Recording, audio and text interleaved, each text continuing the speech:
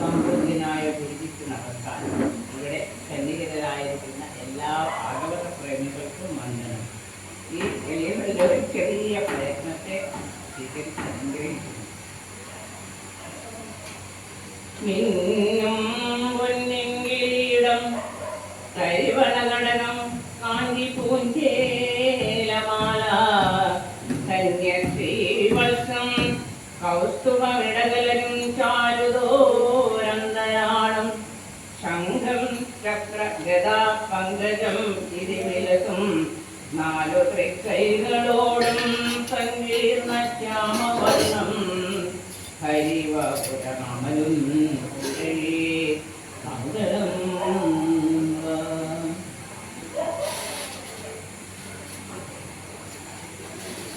എനിക്കിന്ന് സന്താന ഗോപാലമാണ് ഇവിടെ പറയാനുള്ളത്. ശ്രീമദ് ഭാഗവതം ദശമസ്കന്ധം 89ാമത് അധ്യായമാണ് സന്താന ഗോപാല ചരിതം വർണ്ണിക്കുന്നത്. ശ്രീ ശുർ മഹർഷി പരീക്ഷിത്തിന് പറഞ്ഞു കൊടുക്കുകയാണ്, ആ രാജാവേ, ഭഗവാൻ പരബ്രഹ്മമാണെന്ന് തിരിച്ചറിഞ്ഞു കൊടുക്കാനായിട്ടാണ് സന്താന ഗോപാല ചരിതം വർണ്ണിക്കുന്നത്. ഈ സംഭവം കുരുക്ഷേത്ര യുദ്ധത്തിന് മുൻപാണ് നടക്കുന്നത്. ശ്രീകൃഷ്ണൻ രാജാവായിരിക്കുന്ന ദ്വാരകയിലാണ് ഇത് നടനമാടുന്നത്. ഒരിക്കൽ ദ്വാരകയിൽ ഒരു ബ്രാഹ്മണന്റെ കുട്ടി ജനിച്ച ഉടനെ തന്നെ മരണപ്പെട്ടു. ബ്രാഹ്മണൻ അതീവ ബുദ്ധിതനാണ്. ബാലമരണം സംഭവിക്കുന്നത് അധർമ്മം കൊണ്ടാണെന്നും താൻ യാതൊരു അധർമ്മവും പ്രവർത്തിച്ചിട്ടില്ല, അതിനാൽ രാജാവിന്റെ അധർമ്മം കൊണ്ടാണ് ഇതൊക്കെ സംഭവിക്കുന്നതെന്നും ഇവിടുത്തെ രാജാവ് മറ്റുള്ളവരുടെ സ്വത്തിൽ കണ്ണുള്ളവനും വഞ്ചകനുമാണ്, ബ്രാഹ്മണരെ ദേഷിക്കുന്നവനാണ്. ഇങ്ങനെയുള്ള ഒരാൾ രാജ്യം ഭരിച്ചാൽ പ്രജകൾക്ക് എങ്ങനെ നന്മ വരും? ബ്രാഹ്മണൻ കുട്ടിയുടെ ശവശരീരമെടുത്ത് ദ്വാരകയുടെ ഗോപുരവാതിൽ ചേർത്തു. കുഞ്ഞിന്റെ ശരീരം അവിടെ കിടത്തി. ക്ഷത്രിയന്മാരെ പൊതുവായും ശ്രീകൃഷ്ണനെ പ്രത്യേകമായും സഹായിച്ചു. ആ ബ്രാഹ്മണൻ ഭഗവാനെ ഭക്ഷിച്ച് സംസാരിക്കുകയാണ്. ശ്രീകൃഷ്ണനാവട്ടെ ഒന്നും സംഭവിക്കുന്നതായി ഭാവിക്കാതെ ഒരു ഭാവവ്യത്യാസവും ഇല്ലാതെ ഇതെല്ലാം കേട്ടിരുന്നു.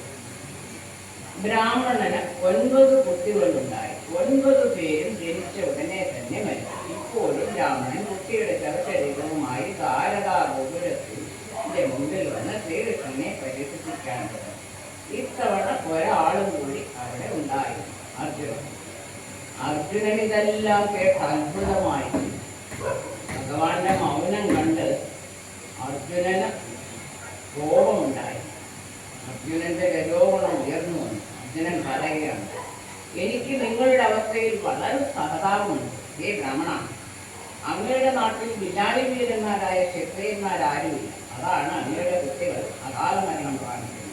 ഇവരെല്ലാം ബ്രാഹ്മണരെ പോലെ യാഗം ചെയ്ത് കഴിയുന്നവരാണ്. വെറുതെ ഭൂമിക്ക് ഭാരമായി ക്ഷത്രിയ വേഷം കെട്ടി നടക്കുകയാണ്. ഇനി അങ്ങേക്ക് ഒരു കുഞ്ഞ് പിറക്കുകയാണെങ്കിൽ ഞാൻ അതിനെ രക്ഷിച്ചു തരാം, പറഞ്ഞാൽ മതി. അഥവാ പ്രതിജ്ഞ പാലിക്കാൻ കഴിഞ്ഞില്ലെങ്കിൽ ഞാൻ അഗ്നിപ്രവേശം ചെയ്ത് ശരീരം ഉപേക്ഷിക്കും.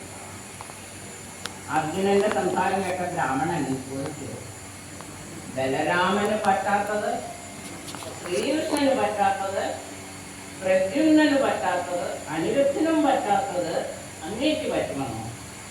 എനിക്ക് അങ്ങയുടെ വാക്കിൽ വിശ്വാസമില്ല. സംഘർഷണോ വാസുദേവ പ്രദ്യുമ്നോ ധന്യനാം പര അനിരുദ്ധോ അപ്രരുദ്ധോ നും ശക്നുവന്തി. അത് കേട്ട് അർജുനന്റെ ഗർവം നടന്നു. അർജുനൻ പറയുകയാണ്, അഹം സംഘർഷണോ ബ്രഹ്മൻ കൃഷ്ണ കാശ്മീരേവര അഹം വാ അർജുനോ നാമ ഗാണ്ഡീവം യസ്യ വൈകരണം. ഞാൻ ഇവരാരുമല്ല, ഞാൻ ഗാണ്ഡീവമേന്തിയ അർജുനനാണ്.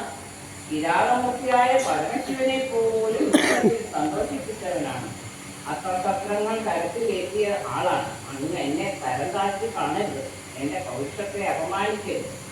മൃത്യുവിനെ ജയിച്ചിട്ടായാലും ഞാൻ അങ്ങയുടെ കുഞ്ഞിനെ വീണ്ടും തരുമെന്ന് അർജുനൻ പറഞ്ഞു. അർജുനന്റെ ബ്രാഹ്മണൻ സന്തുഷ്ടനായി സ്വഗൃഹത്തിലേക്ക് പോയി. 10ാമതും ബ്രാഹ്മണ പത്നി ഗർഭിണിയായപ്പോൾ ബ്രാഹ്മണൻ കൊട്ടാരത്തിലെത്തി. അപ്പോഴും അർജുനൻ അവിടെ ഉണ്ടായിരുന്നു. വിവരമറിഞ്ഞ അർജുനൻ ശ്രീകൃഷ്ണനോട് യാത്ര പോലും പറയാതെ ബ്രാഹ്മണനോട് ഒന്നിച്ചു പോയി. പരമശിവനെ ധ്യാനിച്ച് ഗണ്ഡീപം വീണ്ടെടുത്ത് പല പല ദിവ്യാസ്ത്രങ്ങളും ഓരോരോ ദേവന്മാരെ ആവാഹിച്ച് സ്തുതികളെടുത്ത് തലങ്ങും നിലങ്ങും ഒരു കരകൂടം നിർമ്മിച്ചു. പ്രവേശനകാലത്തിൽ അർജുനൻ വില്ലും ധരിച്ചുകൊണ്ട് നിന്നു. യഥാസമയം ബ്രാഹ്മണ പത്നി പ്രസവിച്ചു. ആ കുഞ്ഞ് കരഞ്ഞുകൊണ്ട് മേലോട്ടുയർന്ന ആകാശമാർഗത്തിലൂടെ അന്തർധാനിച്ചു. ഇതിനു മുമ്പ് മരിച്ച കുട്ടികളുടെ ശരീരമെങ്കിലും കിട്ടാറുണ്ടായിരുന്നു. ഈ പ്രാവശ്യം അതുമില്ല.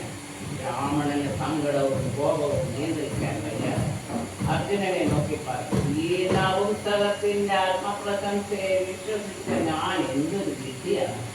അർജുനനെ വളരെ അതിശയിച്ചു.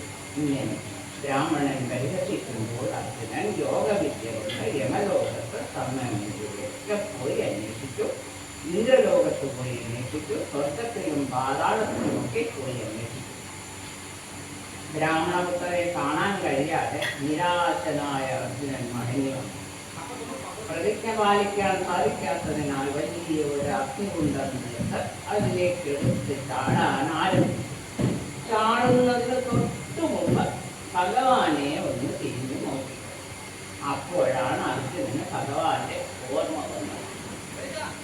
കാരുണ്യമൂർത്തിയായ ഭഗവാൻ വേഗം ചെന്ന് തടഞ്ഞു. അർജുനനെ ഭഗവാൻ പലതും പറഞ്ഞ് സാന്ത്വനിപ്പിച്ചു. നമ്മളെപ്പറ്റി ദുഷിച്ചവരെ കൊണ്ട് നമ്മൾക്ക് തിരുത്തി പറയിപ്പിക്കണമെന്ന് പറഞ്ഞ് അർജുനനെയും കൂട്ടി തൻ്റെ രഥത്തിൽ ശൈത്യം, സുഗ്രീവം, മേഘപുഷ്പം, ബലാഹവം എന്ന തൻ്റെ കുതിരകളെയും കൂട്ടി പടിഞ്ഞാറേക്ക് പോയി. സപ്തദ്വീപുകളും കടന്ന് കുന്നുകളും സമുദ്രങ്ങളും കടന്ന് ലോകവും അലോകവും കടന്ന് രഥം കുതിക്കുകയാണ്. അപ്പോൾ തീക്ഷ്ണമായ ഇരുട്ടിലേക്ക് കടന്നു. കുതിരകൾക്ക് വഴി കാണാതെയായി. ഭഗവാൻ വേഗം തൻ്റെ സുദർശന ചക്രത്തെ അയച്ച് വഴി കാട്ടി. ശ്രീരാമചന്ദ്രസ്വാമിയുടെ അമ്പിൻ്റെ വേഗതയിലാണ് ഈ സുദർശന ചക്രം പാഞ്ഞത് എന്നാണ് പറയുന്നത്. പിറകെ രഥവും പാഞ്ഞു കുറേ പോയപ്പോൾ അതിതീക്ഷ്ണമായ ഒരു പ്രകാശം കിട്ടി. അർജുനൻ അത് കാണാൻ പറ്റാതെ തൻ്റെ കണ്ണുകളാക്കി. പാലാഴി തീരത്തിലെത്തി അനന്തമായ ജലനിരയാണ് കണ്ടത്. അവിടെ മഹാകാലപുരം എന്ന കൊട്ടാരം കണ്ടു. ആ കൊട്ടാരത്തിലേക്ക് കയറി അതിൽ ആദിശേഷന്റെ രൂപമാണ് കാണുന്നത്. 1000 ഫണങ്ങളുള്ള ആദിശേഷൻ ഈ ഫണങ്ങളിലുള്ള രത്നങ്ങൾ പതിച്ച കിരീടം, പടികം പോലുള്ള കണ്ണുകൾ, കുണ്ടലങ്ങൾ, സുഹാസനമായിട്ടിരിക്കുന്ന മുട്ടുവരെ നീണ്ട കുത്തു കൈകളോടും ആളിൽ ഒത്തുപമരായി രത്നവും ശ്രീവത്സമെന്ന മധുവും വനമാലകളും മുത്തുമാലകളും ശോഭിക്കുന്നു. ചക്രം, വില്ല്, വാൾ, ഗദ എന്നീ ആയുധങ്ങൾക്ക് രൂപം സ്വീകരിച്ച് ഭഗവാനെ സേവിക്കുന്നു. അനന്തന്റെ മടിയിൽ കിടക്കുന്ന മഹാവിഷ്ണു ഒരു വശത്ത് ദേവിയും മറുവശത്ത് ലക്ഷ്മി ദേവിയുമായി ഇരിക്കുന്നു. ശ്രീകൃഷ്ണനെ കണ്ടതും മഹാവിഷ്ണു എഴുന്നേക്കാൻ തുടങ്ങുന്നു. അർജുനൻ കാണാതെ രണ്ടുപേരും അന്യോന്യം കണ്ണുകളാൽ സംസാരിച്ചു. അർജുനൻ ബ്രാഹ്മണന്റെ കുട്ടികളെ തേടുകയായിരുന്നു. ശ്രീകൃഷ്ണ ഭഗവാൻ പരമാത്മാവായിട്ടുള്ള ഭഗവാനെ തന്നെ നമസ്കരിച്ചു എന്ന് ഭാഗവതം തന്നെ പറയും. ശ്രീകൃഷ്ണൻ നമസ്കരിക്കുന്നത് കണ്ട് വേഗം അർജുനനും നമസ്കരിച്ചു. ഭഗവാൻ അപ്പോൾ പുഞ്ചിരിയോടുകൂടി പറയുകയാണ്, പൂർവജന്മത്തിൽ നരനാരായണന്മാരായ നിങ്ങളെ, എൻ്റെ അംശഭൂതന്മാരായ നിങ്ങളെ ഒരുമിച്ച് കാണാൻ വേണ്ടിയാണ് ഞാൻ ഈ ബ്രാഹ്മണപുത്രന്മാരെ ഇങ്ങനെ മുന്നോട്ട് കൊണ്ടുപോകുന്നത്. ഇനി അസുരന്മാരെ നിഗ്രഹിച്ച് വേഗം വൈകുണ്ഠത്തിലേക്ക് തന്നെ മടങ്ങും. ഭഗവാൻ ബ്രാഹ്മണപുത്രന്മാരെ അതാത് പ്രായത്തിലുള്ള കുട്ടികളെ തിരിച്ചു കൊടുക്കും. ഭഗവാനോട് യാത്ര പറഞ്ഞ ശ്രീകൃഷ്ണൻ അർജുനനും ദ്വാരകയിലേക്ക് മടങ്ങി. കുട്ടികളെ ബ്രാഹ്മണനെ ഏൽപ്പിച്ചു. 10 പുത്രന്മാരെയും ഒരുമിച്ച് കണ്ട ബ്രാഹ്മണൻ സന്തോഷമായി. രാവണന് താൻ പറഞ്ഞതൊക്കെ അബദ്ധങ്ങൾ ആയിപ്പോയല്ലോ എന്ന് മനസ്സിലാക്കി ഭഗവാനെ നമസ്കരിച്ചു. അർജുനനും തൻ്റെ അഹങ്കാരം മനസ്സിലാക്കി. ശ്രീകൃഷ്ണന്റെ കാരുണ്യമില്ലാതെ ഒന്നും നേടാനാവില്ല എന്ന് അർജുനന് മനസ്സിലാക്കി. ധർമ്മം പരിപാലിച്ച് വൃത്താന്തത്തിൽ കൂടി നമ്മളെ ഭഗവാൻ കാണിച്ചു തന്നെന്ന് പറഞ്ഞാണ് ഈ 79ാമത്തെ അധ്യായം സമർപ്പിച്ചത്. നമ്മളാകുന്ന ജീവന് ഈശ്വരനിൽ ജയിക്കാനുള്ള തടസ്സം അഹങ്കാരം. നമ്മൾ മാറ്റിയെടുക്കണം. ശ്രീകൃഷ്ണൻ പരബ്രഹ്മം തന്നെയാണെന്ന് ഒരു തിരിച്ചറിവ് നമുക്ക് മനസ്സിലാക്കി തരുവാനാണ് ഈ സന്താനഗോപാലകത്തിലൂടെ നമ്മൾ മനസ്സിലാക്കുന്നത്. ഇത്രയും പറഞ്ഞ് ഞാനും എൻ്റെ വാക്കുകളെ ഉപയോഗിക്കട്ടെ. അപാതകളൊക്കെ ചെയ്തു വായുവും ഗുരുവും സജ്ജനങ്ങളും ക്ഷണിക്കുന്ന പ്രാർത്ഥനയോടെ